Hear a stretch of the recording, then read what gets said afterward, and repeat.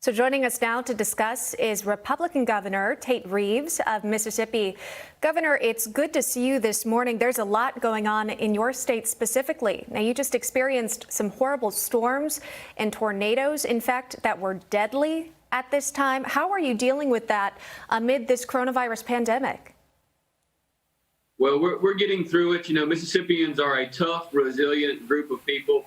It's been very challenging because as I've said repeatedly, the fact that we have the pandemic complicates our recovery from the tornadoes, and the fact that we had tornadoes are complicating our efforts to prepare for and social distance with respect to the pandemic. But I toured the areas yesterday that were hit. We're used to dealing with tornadoes in Mississippi, particularly in April of every year. What we're not used to is tornadoes that carried winds of in excess of 200 miles an hour that stayed on the ground for 89 plus miles. So the damage is very difficult, but we're working to recover and to overcome it. Yeah, it's such an unfortunate story. I've been reading about that. It's hard to navigate through the coronavirus stories, and then hearing what happened in Mississippi is just absolutely horrible. I want to ask you, there is a call that's scheduled to be made between the president and all 50 governors, including yourself, sir. Have you heard about any guidelines as far as what it would take to open up your state? Would it be testing all around your state in order to get going? What have you heard so far? Well, we have had many conversations with the president, the vice president, and their teams, the coronavirus task force.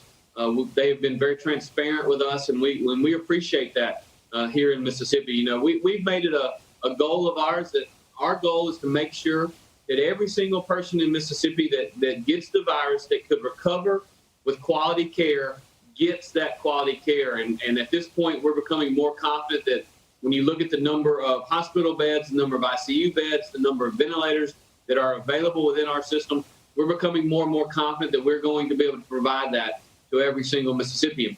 But while we have approximately 120 fatalities in our state from COVID-19, and that is a horrific number, and Ely and I pray for those families every single day.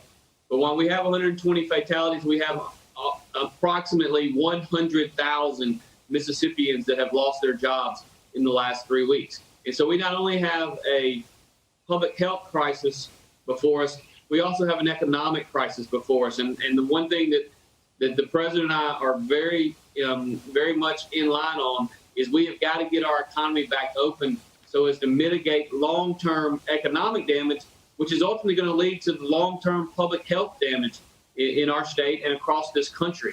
And so we're going to work with the president, and we have a shelter-in-place order that is actually set to expire on April the 20th, so just 5 or 6 days from now. And we're in the process of talking to our experts and making a decision on what that looks like when we try to come out on the other side. Well, look, best of luck to each and every state, and yours there in Mississippi. Again, best of luck to your residents out there dealing with the tornadoes as well.